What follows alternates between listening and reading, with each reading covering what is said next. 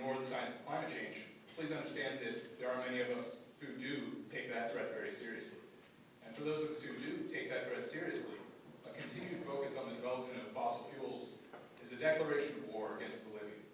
And the development of all the hydrocarbons in this state will condemn the young to an unlivable future.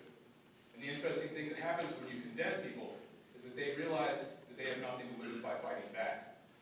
And the fossil fuel industry's war against the living has only been allowed to continue because it is a slow, quiet, and hidden war. But that's something that's changing. With every passing oil spill and disaster, that war becomes a little louder. With every natural disaster that breaks new records, that war becomes a lot more urgent. And people are beginning to respond in kind. And the continued focus on fossil fuel development and that continued war against the living will be answered in kind. And it's along those lines that I urge this task force, when doing cost-benefit analysis for the development of fossil fuels, to please factor in the increasing cost for security that will be necessary and the increasing cost to the state budget for